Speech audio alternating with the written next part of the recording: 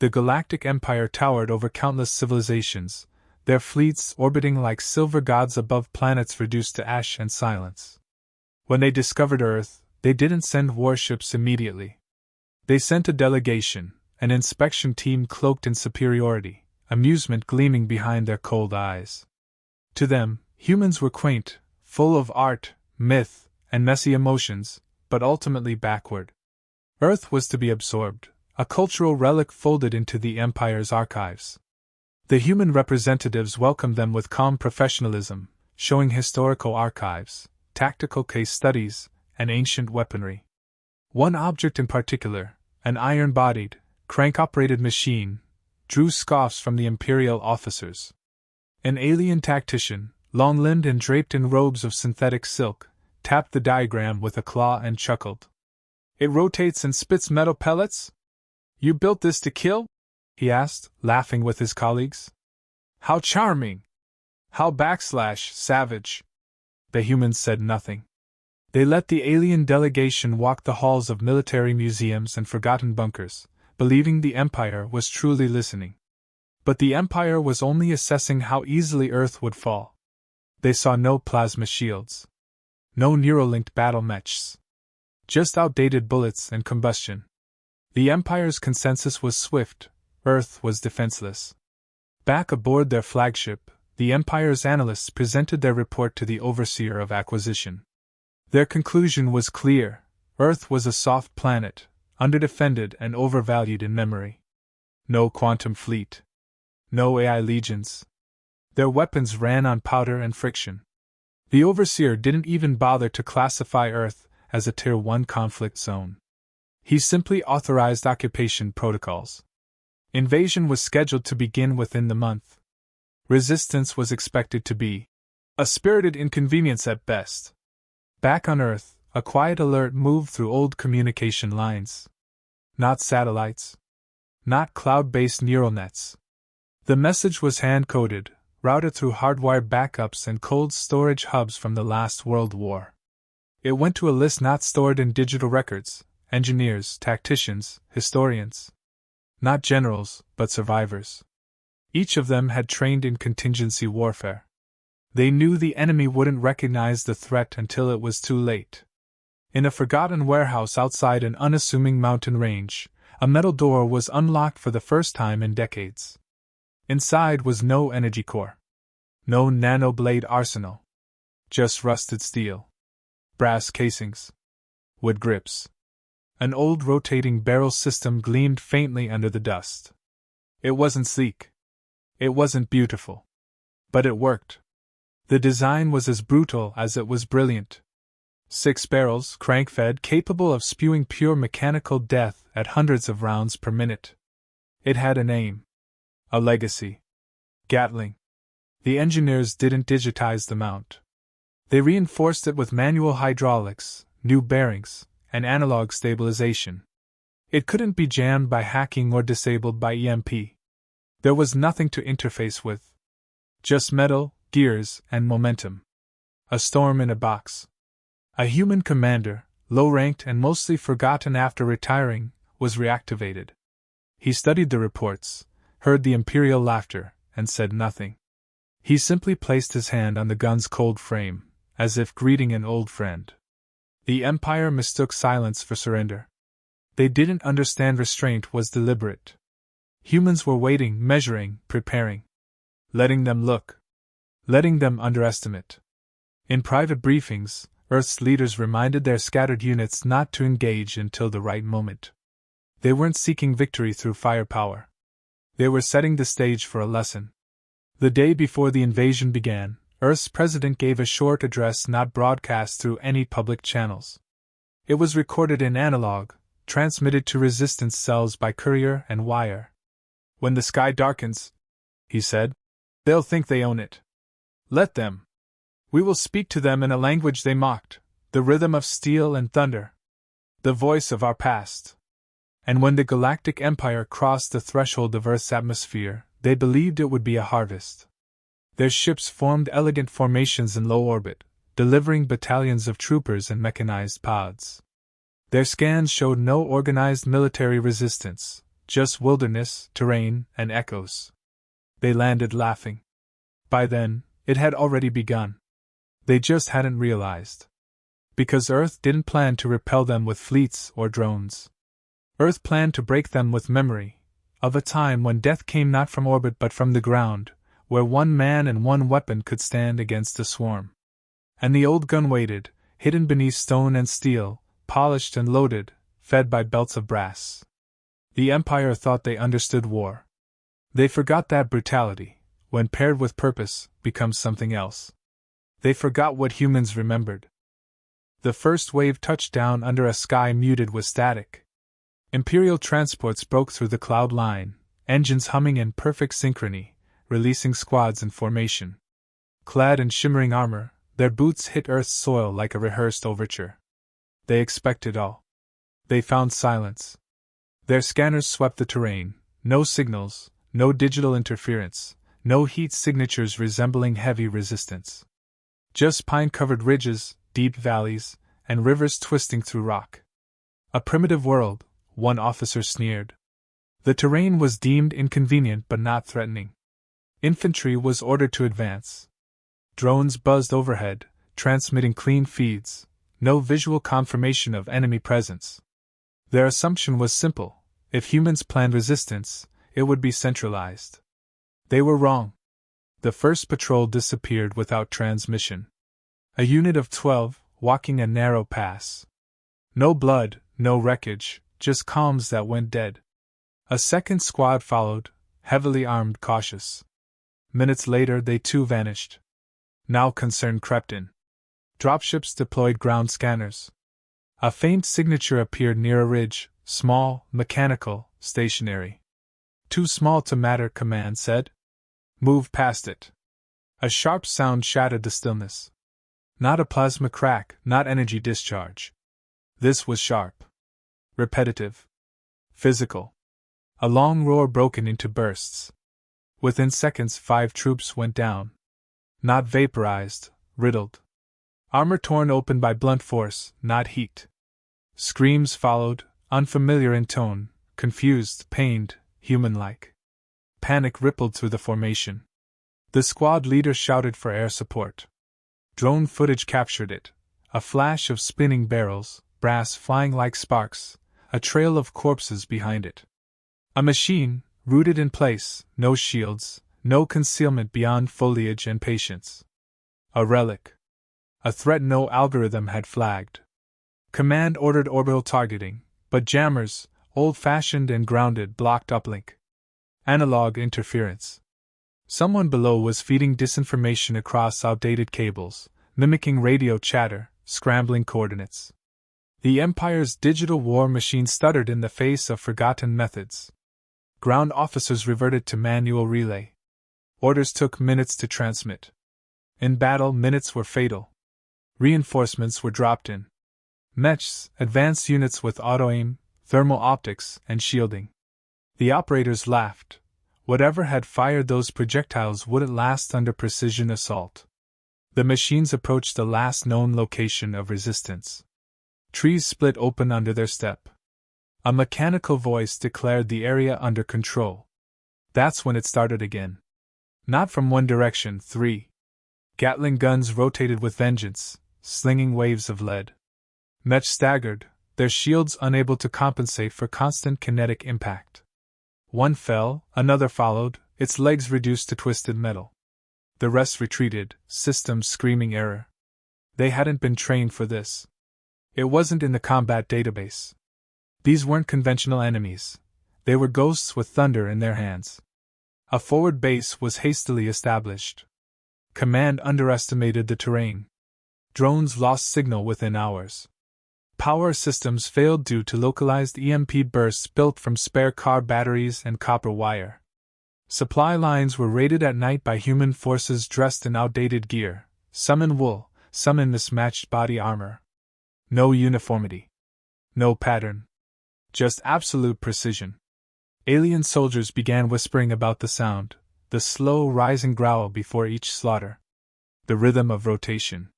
It haunted them. They could never predict where it came from. The humans weren't fighting with numbers. They were fighting with placement, timing, terrain, and fear. One squad attempted a full assault on a ridge believed to hold the core resistance. They climbed at dawn, flanked by war drones and fire teams. Halfway up, the air shifted. Something clicked. A low hum began. Then the roar.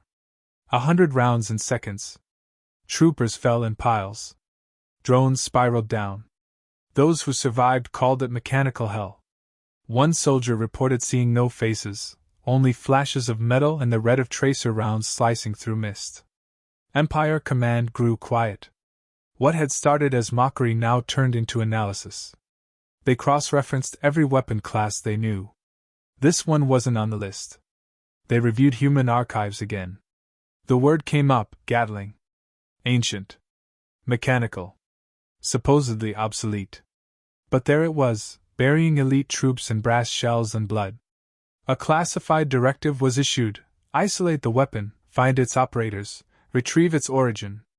But more units went silent. Not just dead, erased. Like ghosts erased by thunder. Back in orbit, the mood shifted. No longer confident. Now cautious. The enemy below didn't match their model of warfare. They weren't driven by tech. They were driven by history. And they were winning. Decades before the invasion, the Gatling gun had been sealed away, more a museum relic than a weapon of war. But a small group of engineers, veterans, and historians knew its value. They restored it not to celebrate violence, but to preserve a truth: mechanical terror needed no digital soul to function. No AI, no satellites, no holographic interface. Just rotating barrels, gravity-fed belts, and the hand of a man who understood its rhythm. When reports came in of lost patrols, shredded mechs, and vanishing drones, Earth's resistance smiled quietly. The gun hadn't failed. It had thrived. The modifications were minimal: stronger alloys, cleaner bearings, and a reinforced frame, but the soul of the weapon remained untouched. Simplicity was its armor. No circuit to hack. No system to override. You couldn't corrupt what didn't think. You could only fear it. A single operator was enough. Trained not in simulation, but muscle memory. Hands that had reloaded by feel in the dark. Eyes that counted tracers before sensors. He had no rank, just a burden of purpose. When the enemy advanced, he didn't speak. He turned the crank. The barrels spun, heat blooming, brass pouring like rain. Every pull of the lever hurled lead at speeds no shield could resist. Energy barriers failed under pure kinetic trauma. Bodies dropped before their screams could finish. The Empire had built armor for plasma bolts. They never prepared for high-density metal moving faster than their minds could process. The survivors didn't speak of the shooter. They spoke of the sound, how it built from a hum to a roar, how the rhythm drilled into their bones, how it came without warning. They called it the spinning death, the thunder beast, the ghost cannon. Their fear birthed myths. Stories spread faster than reports. Some claimed it could see in the dark. Others swore it never needed to reload. Entire squads hesitated at hills, dreading that unmistakable drone. Alien commanders dismissed it at first. Superstition, they said. But audio logs confirmed a pattern. Units routed in minutes. Complete silence afterward. When tech officers tried to scan the area, the results were incoherent, blinded by analog interference and raw kinetic displacement. Heat signatures vanished under smoke, metal, and blood. The decision was made to confront it directly. A platoon of cybernetically enhanced warriors deployed, each fitted with reflex mods, hardened plating, and advanced threat mapping. They closed in on the signal. What they found was an empty ravine. Then a sound. Not digital. Not coded. Just the unmistakable grind of a hand crank turning steel. The first volley came in under 3 seconds. 5 soldiers hit the ground before they could activate shields. The rest scattered. The gun didn't stop. It shifted targets in micro movements. Each turn of the barrel meant another body. Another scream. There was no overheating. No system lag. Only velocity and inevitability. One of the cybernetic officers tried to rush it, counting on his armor, He made it 5 meters before his chest plate collapsed inward, torn apart by half a dozen rounds. His blood mixed with the rain, forming channels down the hill. The gunner didn't react. He only reloaded. Slowly. Methodically. Like it was routine. Like death had rhythm. A captured helmet recorded the operator during a brief pause. He sat calm, wiping sweat with an old rag. No insignia. No war paint. Just grit. When the gun spun again, he vanished into smoke and recoil. The Empire changed its tactics. It tried to flank. It sent airborne units. But the humans adapted. Decoy barrels rotated in hollow bunkers. Recorded fire loops baited them. They wasted ammo on ghosts. Meanwhile, the real guns waited elsewhere, buried under camouflage, held silent until the perfect moment. The Gatling gun was no longer a weapon. It was a message. Not just to the soldiers it tore through, but to the systems that supported them. The Empire depended on precision, predictability, and technological control. The gun shattered all of that. It had no digital shadow. No network trail. No broadcast ID. It was invisible to their superiority. One officer, hardened by countless campaigns, broke ranks during a debrief. He slammed his fist on the console and shouted, "It's not just the machine, it's them. They built it to remind us they can kill without progress." No one answered him. From that point on, the Empire's strategies began to shift, not because of a change in leadership, but because they now feared the past. A past made of gears, smoke, and the scream of metal. A past they couldn't understand but could no longer ignore. Imperial morale degraded with every failed assault. Orders came down with clinical precision, but the troops hesitated. They no longer moved with confidence. Every rustle in the brush, every gust of wind, was met with tense jaws and widened eyes. They weren't just losing soldiers, they were losing certainty. Analysts tried to calculate the source of failure, but the data never added up. No energy readings. No transmissions. Just silence, then slaughter. Dissent spread. Whispers traveled faster than commands. They spoke of ambushes that came from nowhere, of weapons too old to matter yet too effective to survive. What the Empire built for intimidation, gleaming armor, synchronized battalions, meant nothing in terrain that didn't play by rules. Earth didn't meet them head-on. It bled them from the shadows with steel, instinct, and memory. Every attempt to engage the resistance ended the same way: disrupted comms, ruptured shields, and body bags filled with brass. Command began deploying recon squads with minimal tech, hoping less interference would bring clarity. It only got them killed faster. The humans weren't relying on luck. They studied movement. They understood timing. Their placements were intentional, not random. The Gatling guns didn't just fire, they dominated choke points. They owned kill zones. They reshaped the battlefield without ever moving from their dirt-covered mounts. Retaliation attempts proved useless. Artillery dropped on suspected locations hit decoys, mock bunkers filled with empty casings and broken tripods. The real weapons were elsewhere. Always elsewhere. The Empire's targeting AI failed to track analog signatures. And every time they thought they found the operator, they were met by another, calm, prepared, anonymous. It wasn't one man. It was a doctrine. Panic infected the mid-tier leadership. They questioned the invasion timeline. Requests for orbital cleansing were denied, too drastic, too early. Earth was still considered a cultural prize. A diplomatic embarrassment had to be avoided. The brass wanted results, not excuses. But down below, soldiers stopped following protocol. They started refusing orders to enter certain zones. Entire units abandoned supply posts if they heard the distinctive growl echoing through the hills. Earth's resistance never pressed the advantage. They let fear do the damage. By now, multiple Gatling positions operated across different regions. They never fired simultaneously. They took turns, giving the illusion of a single, relentless machine haunting the front. One location could take down a squad. A second could dismantle a whole battalion. Timing, discipline, and misdirection did the rest. In desperation, the Empire deployed autonomous walkers designed to resist kinetic force. Covered in reinforced armor and immune to small arms, they advanced with certainty. But humans had adapted. The guns had been adjusted. The barrels were shorter now, recoil dampened, rate of fire increased. Walkers crumpled under focused barrages, their joints torn apart by sustained pressure rather than precision. It wasn't the technology that failed. It was the mindset. The Empire believed war was about upgrades. But Earth never upgraded. It remembered. Every choice was rooted in lessons taught by mud, blood, and survival.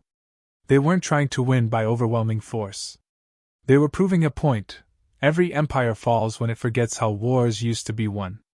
Alien medics reported trauma cases unrelated to combat wounds. Soldiers broke under pressure. Not from injury, but from anticipation. They couldn't sleep. They couldn't think. They heard the gun before it fired. That relentless spin, that ancient growl, it echoed inside their heads.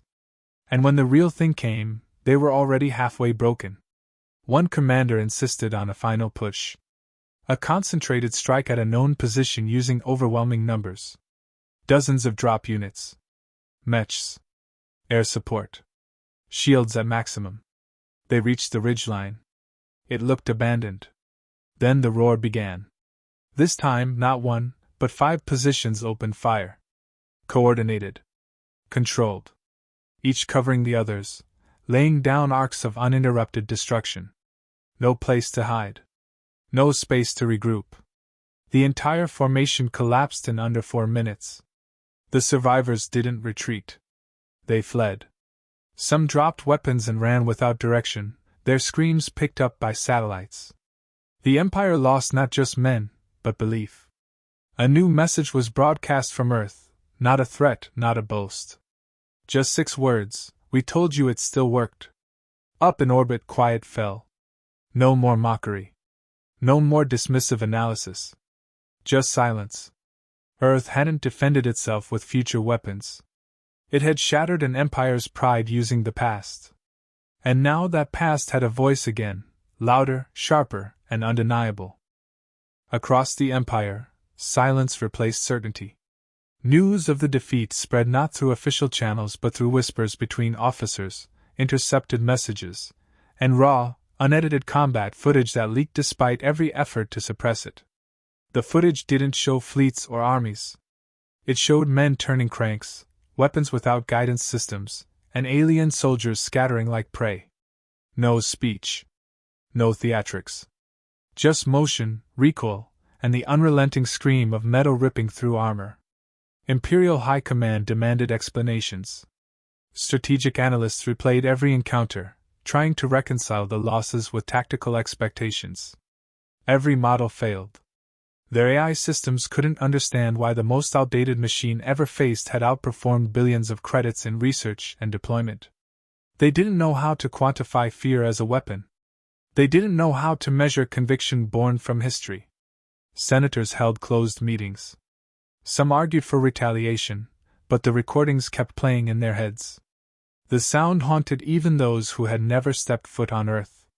They heard it in their dreams, the mechanical snarl that turned arrogance into retreat.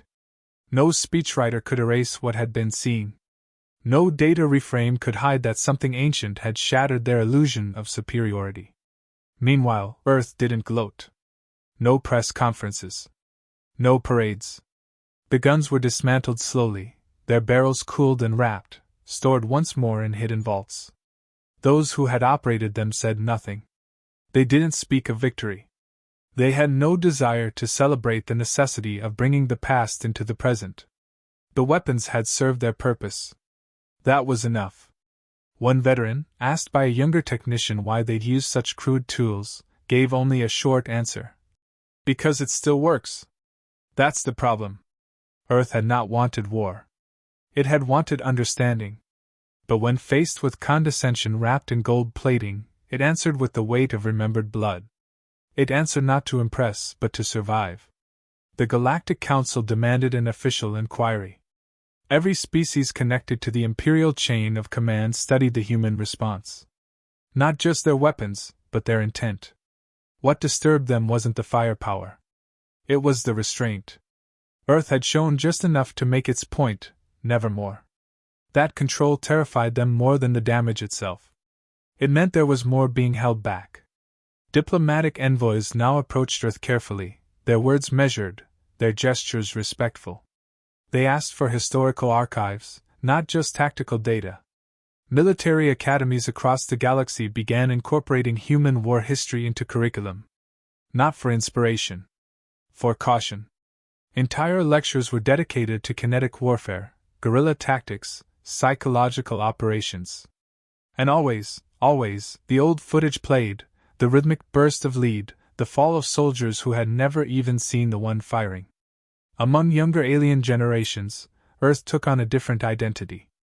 Not just a new player. A legend. A symbol of something forgotten, that war was not just a contest of tech but of will. Of memory. Of knowing how much pain a species could carry and still stand. They feared humanity not because of its strength, but because it didn't rely on it. In remote systems, rebellious factions spoke of the Earth method, fighting with tools no one expected, hiding strength behind rust, turning the familiar into something primal. The Gatling gun became a symbol beyond its shape. It stood for defiance. Precision without programming. Anger without loss of control. A relic that didn't die because it never stopped being true. A child on a mining colony far from Earth watched a pirated feed of the war's turning point. The sound of the gun played over grainy visuals. His father, a former Imperial officer, reached to turn it off. The boy stopped him.